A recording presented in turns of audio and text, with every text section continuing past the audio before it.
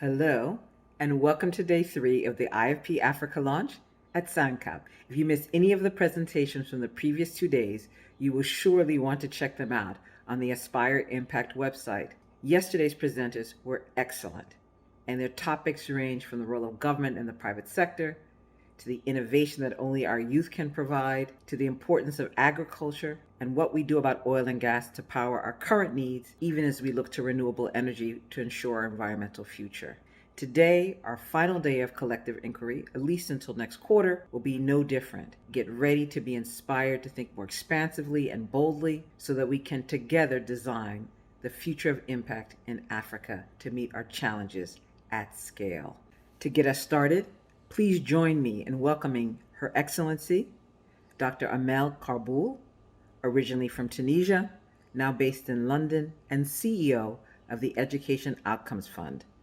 She provides some very interesting points about the difference between impact and outcomes. My name is Amel Karboul. I'm the CEO of the Education Outcomes Fund that since recently hosted at the United Nations. We are an initiative, an ambitious initiative to improve learning and workforce results for 10 million children and youth. We started in Africa and Middle East as a focus, but now we became global. We have a massive global failure in education, on educating our children, and this is actually the silent pandemic we're facing.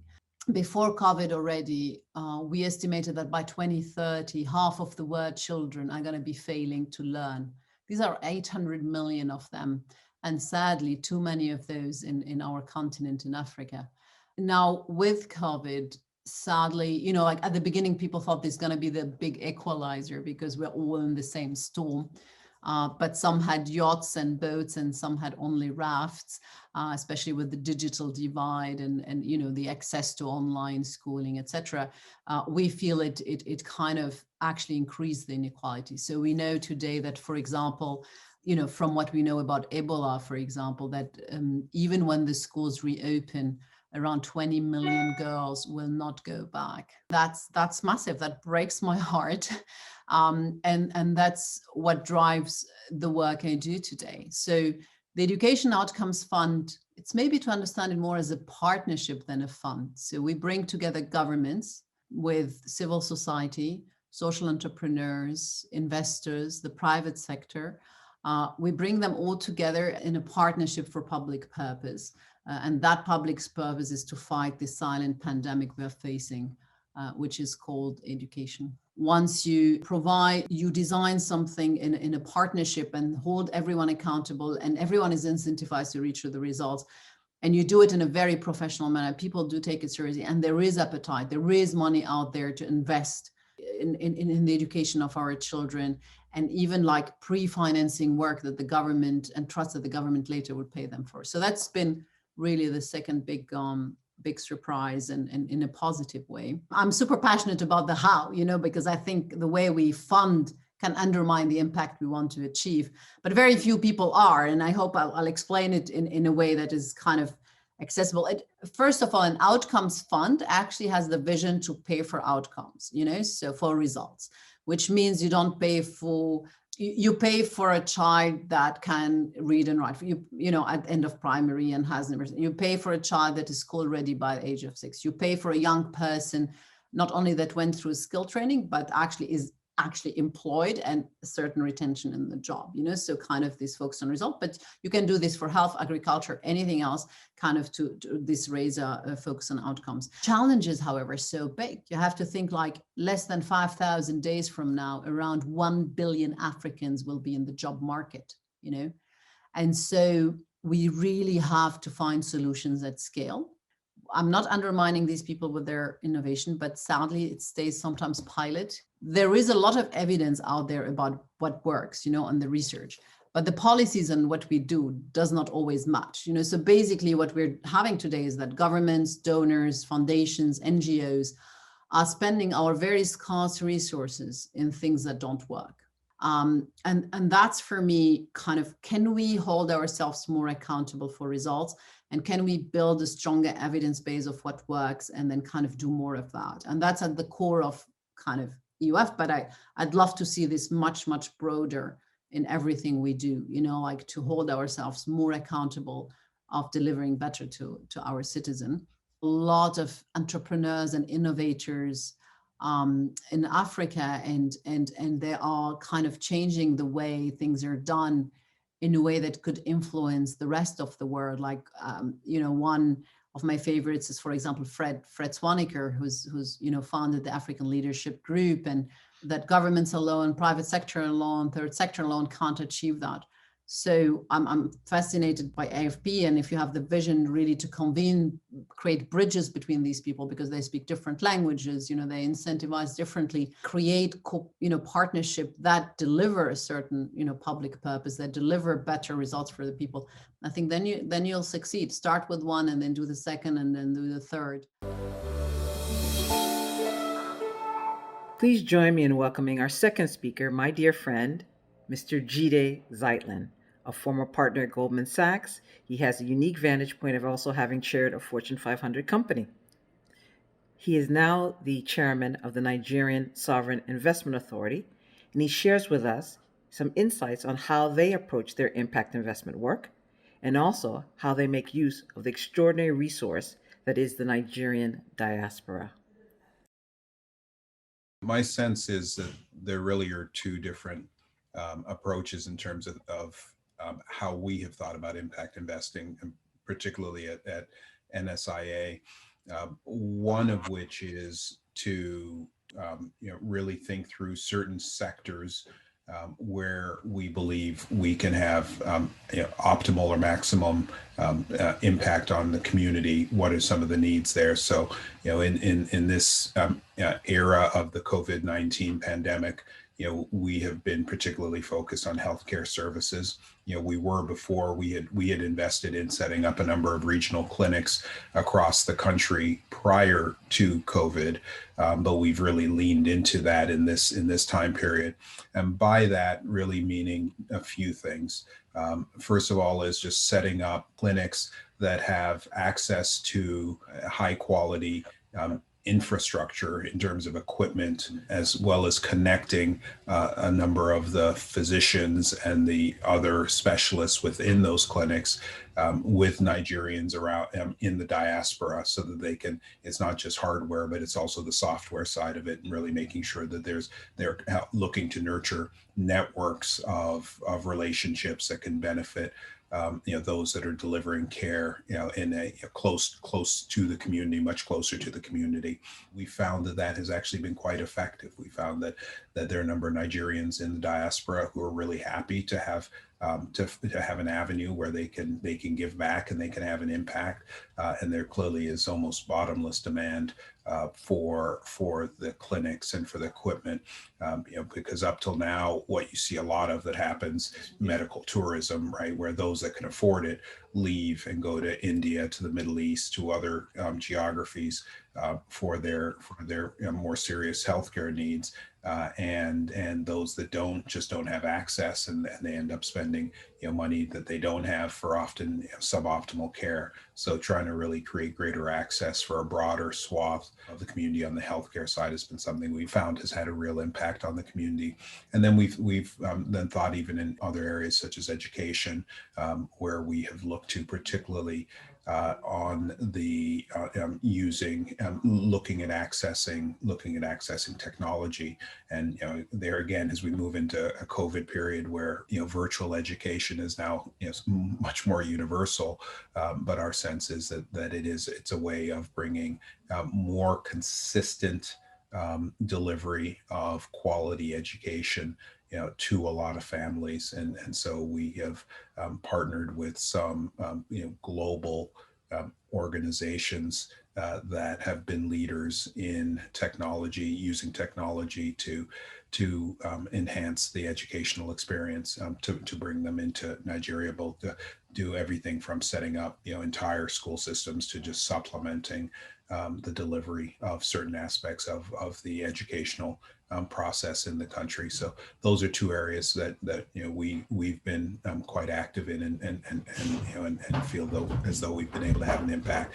And then we've been active in more traditional areas in terms of just more traditional infrastructure and everything from roads and bridges that, in ways that just act as economic multipliers, and in that respect, hopefully enhance the level of productivity and the level of economic growth in a way that benefits people more broadly. We believe what we bring is a global network. What we bring is capital, and what we bring is an ability to cut through red tape. As a reasonably well-respected institution within Nigeria, you are almost always best off when you collaborate with other organizations and institutions, as opposed to trying to do things solely on your own.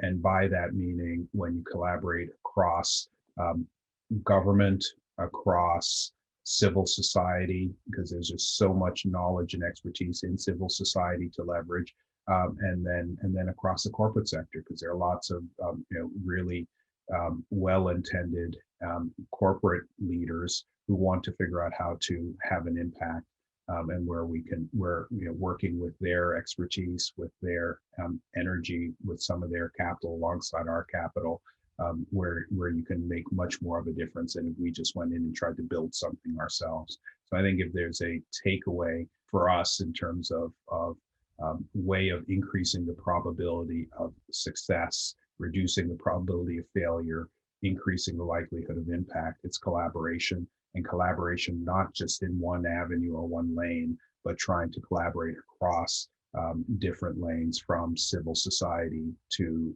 policy to the private sector. Our next speaker is Mr. Eddie Mensah, the Managing Director for the Right to Dream Academy based in Ghana. They recruit and train young scholars from throughout the sub-region that demonstrate athletic ability and leadership potential. They see themselves as literally building the future leaders of Africa. Hello, my name is Eddie Mensah. I am the Managing Director here at Right to Dream Academy in Ghana. Right to Dream is part of an ecosystem of sports academies and clubs designed to provide opportunity for talented students, boys and girls in Ghana. It's an honor to be part of this space of facilitation between the opportunity and talent. We can all understand that the lack of opportunity should not be the determinant for anyone's success, especially if someone has talent and is willing to put in the work. What's working for us, Right to Dream, right now, I think, is the intentionality of our approach. So we're very specific about the impact that we're trying to make using football or sports as a vehicle. Selection process of students who have the talent and who are willing to put in the work, the partnership with parents, the partnership with educational institutions, the partnership with sporting institutions is very, very intentional. But what I think is also working the best is the intentionality of our approach in preparing students to think about the qualities that are crucial to success. And so our character education program talks specifically about being purpose-led. And I think that's really what's working for us, so that we are giving our students the ability to think critically about their own purpose in their journey, and then to think about how that purpose could translate into impact, so that the impact that we make as an organization is not just on the individuals, because those individuals are now given the agency to go and be shining lights within their community as well. And they start to think about that here when they are with us. They start to share with their friends and colleagues, and the staff who all work at this organization also have their own purpose journeys that they're going through. And that allows us, again, to think about an enterprise that makes a big difference beyond the individuals that we save here. What's missing for me, I think, is the idea of coordination. So my wife and I have this analogy about those of us who work in the space of trying to create more justice in the world by engineering a connection between opportunity and talent. The analogy is about a burning building with occupants in it, and many of us nonprofits and NGOs are those outside trying to pour water on this burning fire to save the occupants. Some of us have big fire trucks, some of us have small buckets, some of us have water hoses. We're all trying to solve the exact same problem of trying to make the world more just, equitable. And what's lacking is a coordinated effort that we could make a much bigger difference if we would coordinate our efforts, if there's an infrastructure that allows us to connect and coordinate in a way that we can have impact, a much bigger impact. And I think it's also Desmond Tutu that said, it would be better if we could take time away from saving folks from the water, from the river, if we can go upstream and find out why they're falling into the river in the first place. And again, I think the solution to that kind of bottleneck is the possibility for coordination between all these organizations that are doing similar work. And so I think a platform like this that is trying to find ways to connect all the players in the field, I think will be extremely instrumental in allowing folks to find logistically easier ways to connect. So for example, if we have a student who comes through our program, has a better understanding of their own purpose and would like to work in business, a space in which we're not specifically trained, wouldn't it be so much better if there was an infrastructure built that allowed easy connection between what we do and a business enterprise or some entrepreneurial program in which those of our students who want to take that path could be connected to. For me, it's exciting, invigorating, and inspiring to be part of a team, a process, a movement that is directed at coordinating all these efforts so that we can have a much better chance for our students to succeed, a much better chance for our students to have the agency that we talk about in order to go make much bigger impact within their community. That's my hope, that's my dream, optimistic that we can make that happen. Let's welcome our next speaker, Mr. Obi Mckenzie, a Wall Street fundraiser par excellence. Formerly a managing director at BlackRock, he's now vice chair at Cordiant Capital. He's going to share with us some financial innovations that he believes can help unlock Africa's financial future. Well, as you know, I've spent 50 years in the Wall Street community and left BlackRock about 2 years ago to make a difference while making a living. And I thought that the best way for me to do that was to join a platform that had impact metrics that were proven not to be impact washing, but truly having an impact on those that needed the help, people of color around the world.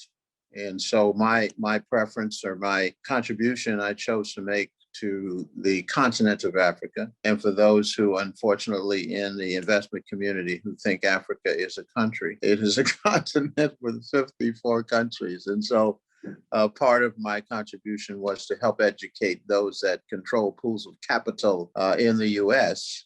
To understand that doing business in Africa was not about safaris and the like. By the way, I'm vice chairman of Cordiant Capital. Cordiant Capital is a $2 billion infrastructure platform headquartered in Montreal. Let's just take the mandate that we won from BOAD. BOAD is the largest DFI in the Francophone region. And they committed 20 million euros to a development fund to be invested in 3 verticals, 50% into power, and the other 50% divided between transportation and telecommunications. That's a $40 million fund, which I'm currently in the market. The main fund, which is a full-fledged infrastructure fund, is a $400 million fund, which is committed to invest in the same 3 verticals. Power, 50% of the investments are into power, and then the other 50% split between transportation and telecommunications. Well, needless to say, power is a much needed on the entire continent of Africa. But in the Francophone region in particular, when you look at the 25 poorest countries in the world, 6 of them are in the Francophone region.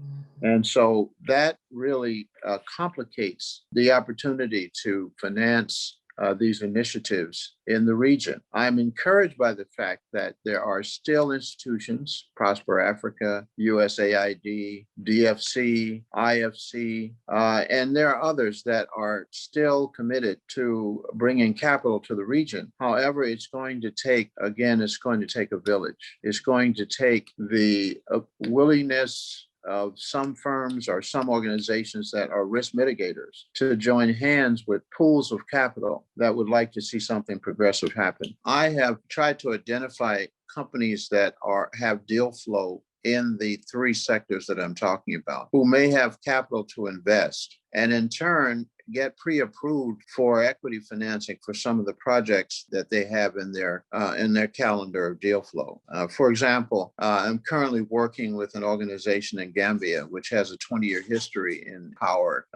And so they also have a fund that may be able to invest in our development fund or our infrastructure fund. And so if they have deal flow, which we could pre-approve at Cordian, that it may make sense for them to write a check for the fund and then be a force multiplier for us unlocking some of the capital that's already been committed by BOAD. And so that's what I mean when I say that it takes a village. It really takes creative thinking as to how to bring us together. I've been in the fundraising business for a long time, and I look for any way make some progress to get more capital where capital is needed in emerging markets where there are people of color. So I'm encouraged by the fact that I think that this is not just a flash in the pan, that impact is here to stay, that making a difference while making a living, they are not mutually exclusive. And so I'm very encouraged by the fact that we're all joining together here to try to make something happen for people who really need the help.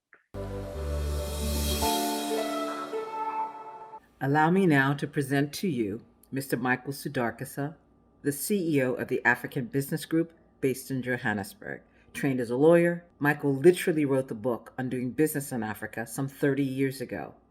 Today, in addition to his consulting responsibilities, he leads an organization called Impact Africa, which is a platform for everyone in the African impact investment ecosystem.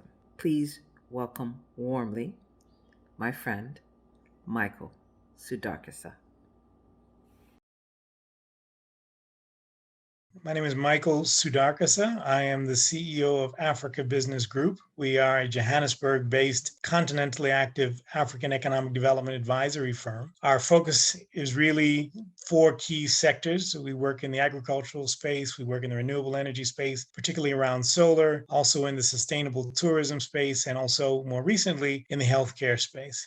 I also am the board chair of an organization called Impact Africa. And Impact Africa is a UNDP incubated organization that is a membership body, and we're focused on improving and developing the strength of the ecosystem for impact investment on the continent. If you look at areas that I think are particularly dynamic and working in terms of impact investment on the continent, I think key areas are one, the fact that social entrepreneurship and social enterprises and corporate enterprises with a social agenda are increasingly in focus today. And there's a lot more support for those institutions than existed a decade or so ago. Also, I think that the role of ESG and an ESG lens for investors has increased to focus on the environmental impact of investment, the social components of investments, and the governance aspects of investment. That's also quite positive today. We also have had an explosion of